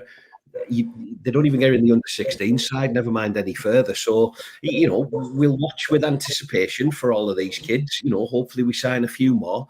I have high hopes. You know, there's a lot of kind of a lot of focus on Alfie Harrison, the kid we got from Manchester City, you know. But it looks like we're looking after them. You know, we're doing the right thing. So time will tell. It'd be nice, you know, this old adage, we talk a lot, don't we, you know, about 11 Geordies in the team and all that type of stuff. The only way that's ever going to happen is if you've got an academy and a scouting structure out in the community, you know, doing the right thing for these bands. We're nowhere near that yet. We've talked on this show before about kind of where our scouting is and where are these kids from Newcastle coming through to our first team. I'm sure they're out there. I'm sure they're available. We've just got to get the right people finding them, and then we've got to look after them. So work in progress. The trouble is, Joe, they're not out there because what's happened is with the way that our academies run, they identify them when they're 6 or 7 or 8 year old. And then anyone who they haven't identified, but in that period, so once you get to 9, if you haven't been spotted, you'll never be spotted because the way that the structure's been built, they identify them over here far too young, and then they start following the format, but they scrap the rest. They would rather go away and they would rather look to Georgia and Estonia and wherever and start to bring in players at 16, 17 then than they would. They would never, ever bring a youngster in the manner that they're doing now. They would never bring a youngster in from Blythe Town or Heatonstown or somewhere like that. They just wouldn't do it because they've identified those youngsters. And let's face it, for every Lewis Miley that they bring in, they've also brought in 11 youngsters that were there, only or 10, only to make sure that they had 11 players in a team to play alongside Lewis Miley. That's the truth of it. That's the way that they operate. It's a crazy situation. But I think that the whole scouting, the whole corrupt nature, because I'll use that word with a small c, the whole corrupt nature of the way that they go about their youngsters, identifying and spotting youngsters locally, is abysmal. And I hear this from my brother time and time again. He goes and watches young kids playing football with his son, has done for years and years, knows most of the players, most of the youngsters round about Sonny's age, and he can tell you, you know, the players that have made it, there are other players that were far, far better, but they didn't get spotted. And sometimes they didn't get spotted because of outside influences, let's put it that way, in terms of who's doing the identifying, how it's being done. I think there's one place that we neglect. You know, I mean, it was always like a tap that would come to, you know, bring players to Newcastle was Scotland. You know, if you think about the first cup winning side back in '69, there was Moncur, Gibb, Sinclair, Scott, McNamee. You know, it wasn't in the team, but was there. And then we had Jimmy Smith and Tony Green and players, and our Scottish players. You know, and yet, where's the Scottish players playing for Newcastle now? I think part of that answer, Ian, is the lack of talent in Scotland at the moment. The way sport generally has suffered over the last decade in Scotland, and how few youngsters are playing the sport in the way that they used to in days gone by. But the Scots players playing in other Premier League sides, aren't they? You know, like, you know. Yes, that's but right. If you go back to our time, though, Ian, I mean, schools used to have. This is our time, Steve. No, our time when we could even think about kicking a ball. Schools had football teams. You know, they had an under 11, under 12, 13, 14, 16, 18. Schools don't have that. There's very little school football played. If you're good enough to be spotted for an academy, you're immediately taken out of your school football team. You know, everything has to revolve around the academy. That's the way that the whole thing's set up. Then you've got the boys' clubs. It's exactly the same. The boys' clubs network. You know, very often you're playing it. It used to be different, but now you even have situations where kids in boys' clubs are playing in the teams simply because of who's sponsoring the club. You know, whose father's sponsoring this club, whose father's sponsoring that club, and who's got the biggest mouth, and then the coaches and this type of thing. It's ridiculous. Football cuts its own throat at times. It does itself no favors. We see it at the top level, but it's far worse at the bottom level. You used to be in with a chance, and then you look at the non-league as well. Ian, look at the number of clubs that we've lost in the non-league over the years. Look at the way that the leagues are structured. Look at the way that the changes have been made. Look, the football clubs have disappeared in the non-league scene. Football. Well, I mean, like the Tyne Tyneside Sunday League just evaporated. It had like many different divisions. You know, many different divisions. That's right. I mean, you had the 3 Tyneside Sunday Leagues, but then you had the A to J League. The Alphabet League. The Gateshead and District League's gone now. Aye. That's right. There's very few Sunday Leagues knocking around now, even, man. You know, it's ridiculous. All the universities had football teams. They don't exist in the manner that they used to. It's the professional game really is killed.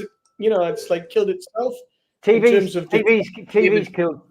killed grassroots, and I've got to be honest as well. The other thing that's killed grassroots is life really. That you know, in our generation, you could go and play on a football pitch, a school pitch.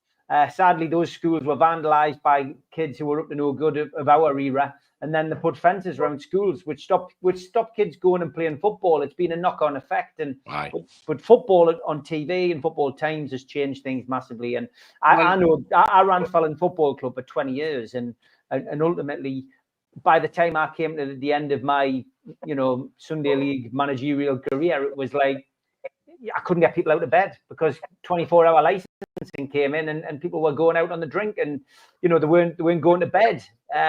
It's crazy, really. Mitch, I just want to get your take on this before we go to look ahead to the game at the weekend. But your views on the academies. I'm disappointed that people like Wallsend and Reg who haven't been reached out to in recent years. Look, the academy's been a mess for years, and it's been a little bit of a closed shop. I think it's fair to say from the feedback I've been getting. Mitchell came in and he made his comment that recruitment wasn't fit for purpose. And I think he meant that across the board. And there's a root and branch assessment and reevaluation of it all going on. And it seems like academy recruitment is the most functional part of our recruitment process at the moment, which isn't saying much. But it's certainly by making some of the moves they are, we're used to think in a certain way, and this is part of the change in mindset that I've talked about becoming a big club and becoming more than just the biggest club in Newcastle. You look at what Chelsea have done for years, stockpiling young talent, bringing young talent through and then selling it on. 2 minties a year makes our balance sheet look superb. Mm-hmm. And that's the way we've got to think, and we've got to get over. Part of the modern game is sales. And that's partly what's holding us back at the moment from a PSR perspective, is a lack thereof. And what happened in the summer happened. And that's why recruitment hasn't been fit for purpose for some time. I'm glad we're casting our net, and we seem to be somewhere that people want to come to. With regard to Scottish talent, there's still talent there. But unusually seems to be going to places like Austria and Italy and Belgium. If you look at the Scottish under-21 squad at the minute, where some of their under-21s are playing. So how's that started to happen? That they're even not going to Rangers and Celtic easily anymore. Probably because they know they're going to be lost in the morass of what's going on within those respective clubs in terms of, it's big fishes in little ponds, isn't it? I think we need to be more functional on all levels and one type of recruitment should not be taking preference over another. I think everything needs addressed, and I think that's what Mitchell's in place for, and that's what he should be earning his money for. And I think we're going to see changes about that over the summer.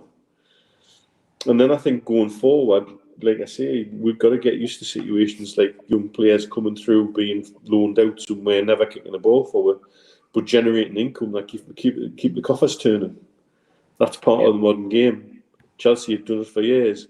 People going about, well, why can Chelsea spend X, Y, Z? Well, have you seen how many players they've sold and what they've made in transfer sales? That's before you start talking about them cooking the books with hotel sales and shit like that. And I think another thing about something I saw across the strap about YouTube highlight reels, I think if you took a YouTube highlight reel of me playing in the Dubai over 40s league a couple of years ago, it would make me look quite canny, particularly the day I put the Jordanian lad right up the arse. But, you know, you've got to be careful of things like that and where you get your information from. It can make some players look real world beaters when genuinely they're bang average when you put them in a game situation. I think going forward, getting used to a multinational array of talent at a young age, and that we may benefit from one every 3 or 4 years becoming an exceptional first team asset.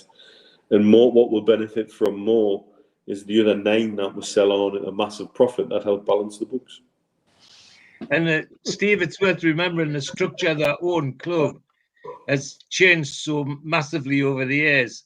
If I could just say, in the late 50s, early 60s, when I was playing, there was a first team, Central League team, an A team in the Northern Alliance, a B team in the Northern Combination, the nursery team in the Northern Intermediate League, and Newcastle Juniors in the Newcastle District Junior League. All had to be serviced by Newcastle United. So when we went to training, there were hundreds of kids. There weren't a few or 20. There was hundreds. Yeah. Gary said, did anyone remember all the lads meeting up on the school field and playing 15-20 a side on a Sunday afternoon? He says, you can't get on those fields these days because they're all fenced up with CCTV. Well, actually, Gary, you read me mind. You read me mind because I got sent this week, which I loved. In those days, the fat one was always the goalkeeper. The game ended when everyone was tired. Even if the score was 20-0, whoever scored last won. There was no referee. Give a foul only if it was very clear or someone started to cry.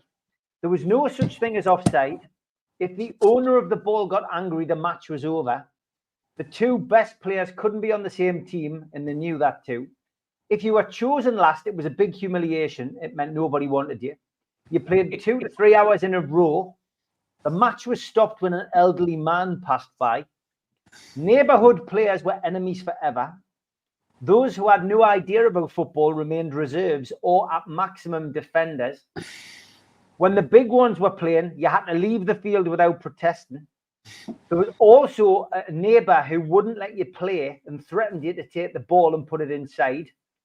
If there was a bet, the game was serious, as if it was a final.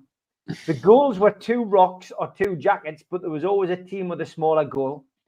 When the goalkeeper was pushed, the goal was invalid. And the rules were established before the match even started. And just to finish off with that, the last point was, if it was a penalty, remove the fat one and the best one goalkeeper would appear.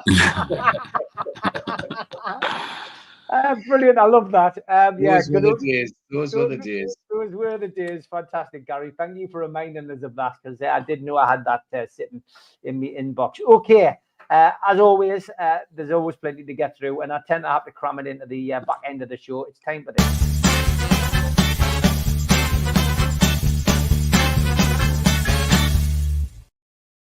Tune lookalike. There we go. Stephen Kennedy says, is that Leo Sayer with Steve Hasty? How long ago was that, Steve? Many years ago. Many years ago. I had this one from Colin Walker. Tune lookalike. It's a very good one. It had a Halloween twist as well. Not a winner this week, though. This one from Tom Dixon. It's Gil.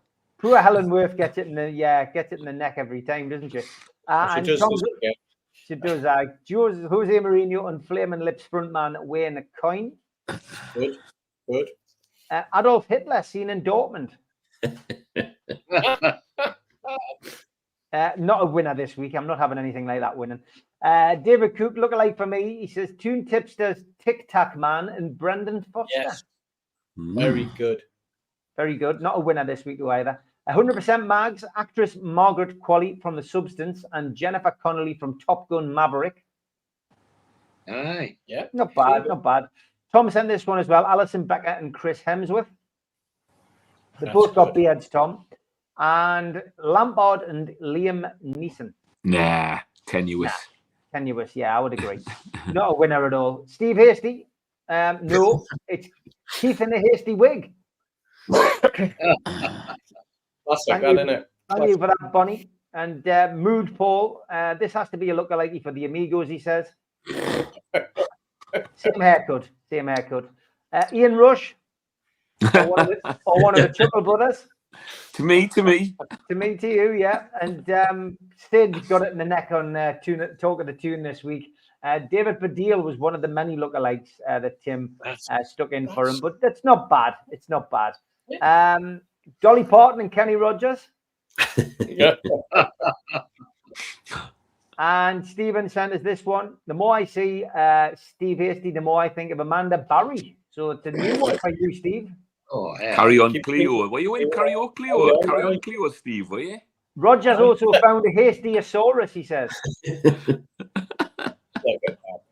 I know. Stephen Kennedy says, how's this for Magic Lads? Colin got married in 76 and they're still going strong, but how the hell did he go from Kenny Wharton to Paul Gascoigne? And top three, well, we'll stick Steve Hasty in at number 3. Oh, dear me. Oh, indeed. Number 2, from Ulfa Carlson. Very good, mate. I've got no idea who the one on the left is. No. Any idea who the one on the right is, lads? Well, it's one in Exactly. American soaps, isn't it? I've got no idea, George. But anyway, Yeah, Ulfa, we've included it tonight It's because an actor, Jesse Summick. Yeah. he didn't put the names, and I'm thinking I recognise them, but I don't recognise them. But anyway, I've given you it because they do look similar, mate. Number 1 is this one, which I got sent last week or the week before, and I lost it. But Carol Vorderman lookalike on the bus from Irish Ranger. But Carol's got blonde hair now. She has, yeah, but that Carol Vorderman from 10 years ago. But yeah, it's a good one. If you've got a lookalike, send it to us on the Facebook group or the page or at Steve Wraith on it.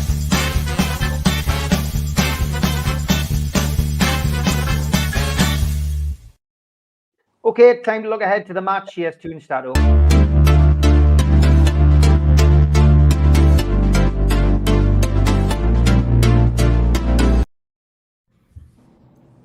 Hello everyone. Some stats before the big game tomorrow between Newcastle and Arsenal at St. James's Park. Actually, Newcastle inflicted the first defeat to Arsenal last season. This time they won't be able to do so since Arsenal already lost their last away game to Bournemouth. They haven't lost 2 consecutive away games since May 22, when they lost away to Tottenham and then they lost at St. James's Park to Newcastle. Newcastle has won 2 out of the last 3 games at St. James's Park, when they registered 2 wins in the previous 19 home games against Arsenal. Actually, if you remember, at a certain stage, Arsenal had won 17 out of their previous 18 games with Newcastle, but things have changed recently. When it comes to players, Alexander Isak scored in midweek against Chelsea in the Carabao Cup, and he has 11 goals in his last 11 games in the league at St. James's Park. Actually, he has a goal in the Premier League for Newcastle, 1 goal per 133 minutes. Only Andy Cole has a better goal scoring ratio than him, with a goal every 122 minutes. When it comes to Newcastle, though, we are winless in the last 5 games in the Premier League after starting the seasons with 3 wins and a draw. Actually, only once during Eddie Howe's tenure we have gone more than 5 games without a win. That was 6 games at the start of the 22-23 season, when we won the first home game against Nottingham, and then we registered 5 draws and a defeat to Liverpool. That season back then we finished 4th, so hopefully it's a good omen. Let's hope we don't lose tomorrow. Away the lads.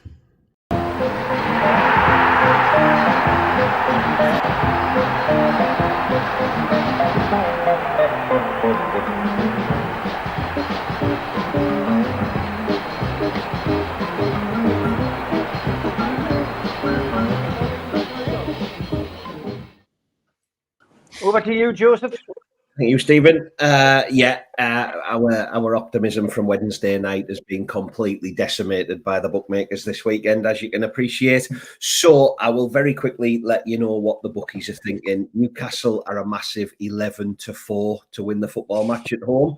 The draw is 13-5, and Arsenal are just under evens to win the game.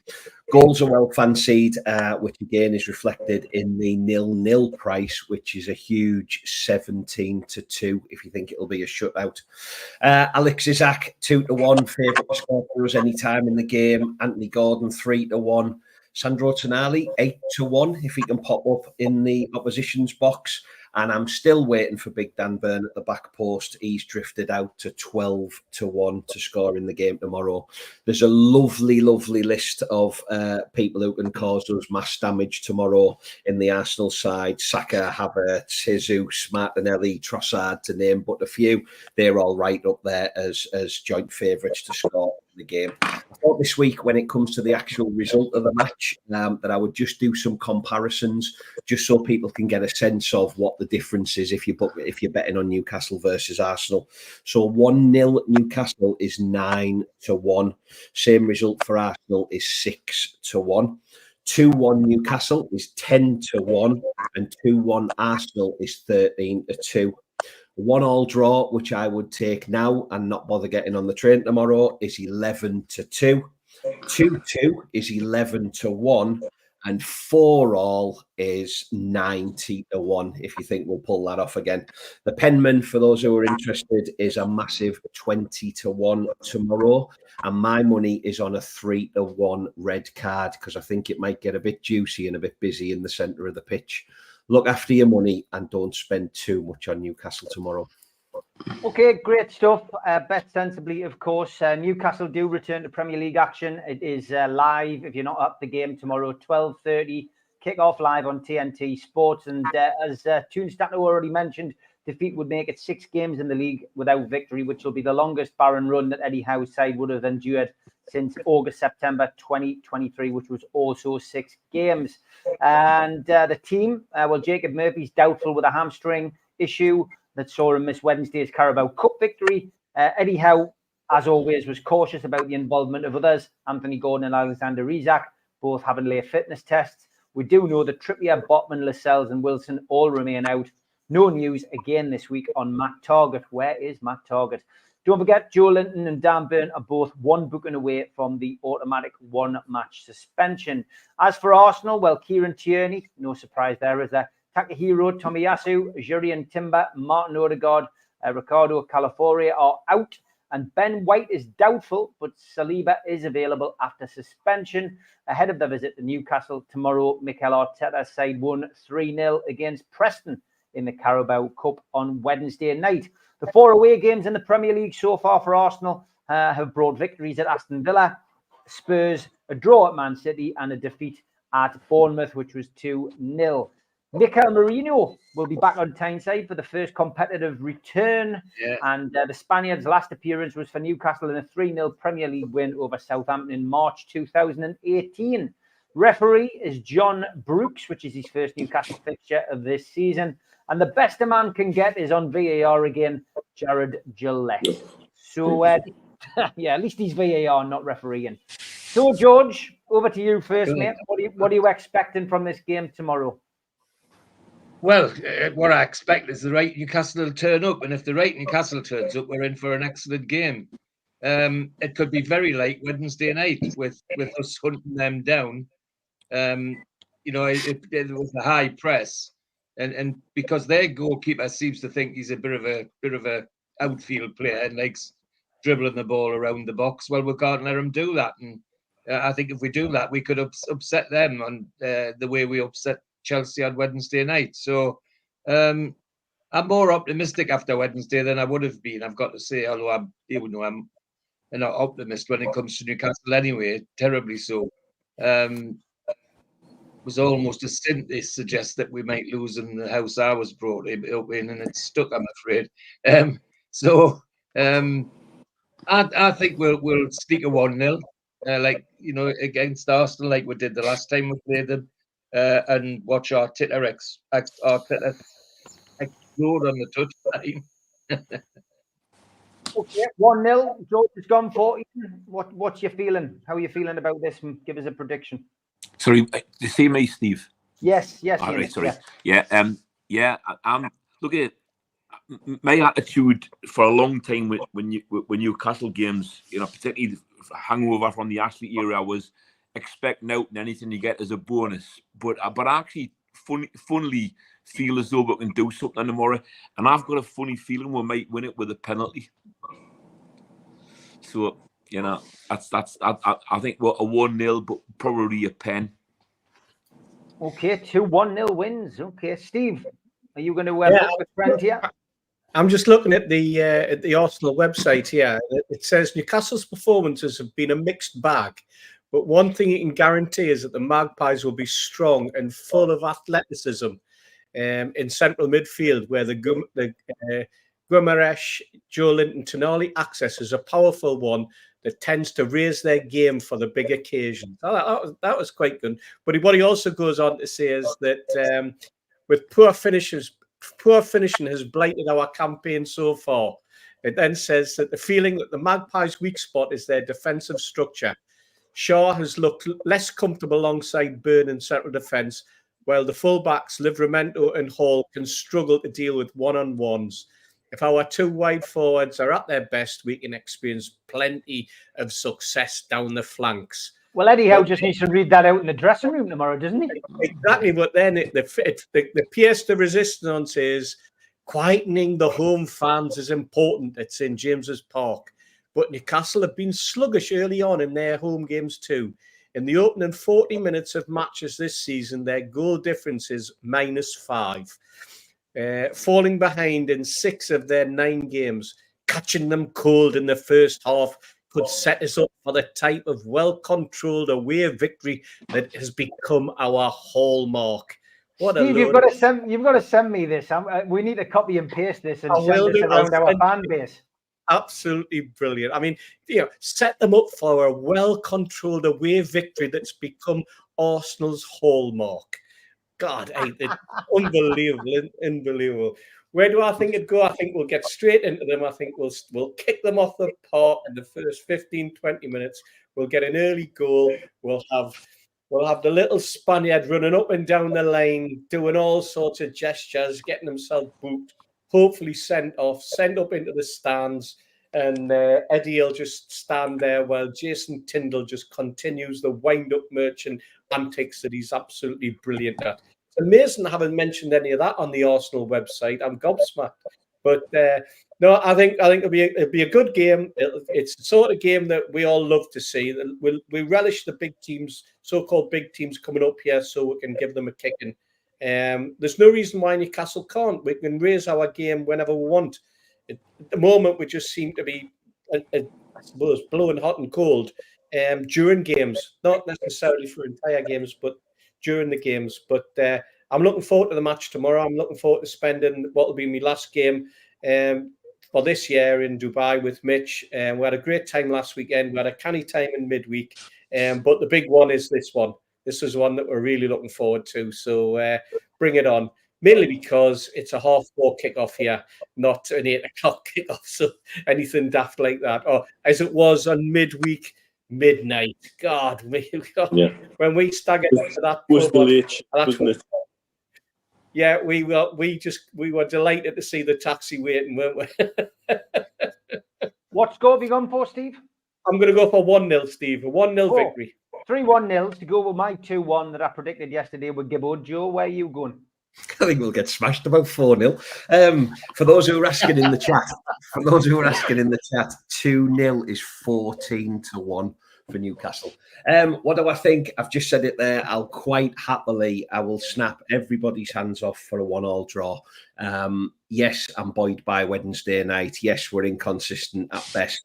and we are playing a side that on their day will beat everybody. So I'll take a point. I think a point will be a great result. Optimistically, yeah, we could sneak a 1-0. We could also get beat 5-0. So 1-0. Okay, Mitch, over to you and the dice, and then your prediction. Well, Shooty's got the dice tonight. Ah, He's going to throw it. What's that? Arteta's a twat. Yeah, I quite agree with you. And the dice has come up with a penman. 3-1 win to Newcastle. 3-1. Wow. He threw Thank that well. you, Sooty. Shooty says, get into them and fuck them up. And I wholeheartedly agree. They're there to be wound up. They're there to get stuck into. Get Arteta jumping up and down like a little toad on the sidelines with his stupid Lego hair. I think there's a lot to be had there. And I would really love that to be the case. I'd take a draw as long as we wind them up like a coiled spring. It's like little Sue, isn't he? where's his wand, Mitch? Where's his wand? Yeah, you don't want to know. Well, all I can say is, Izzy Wizzy, let's get busy. Get busy. Exactly. Time to finish with a bit of this.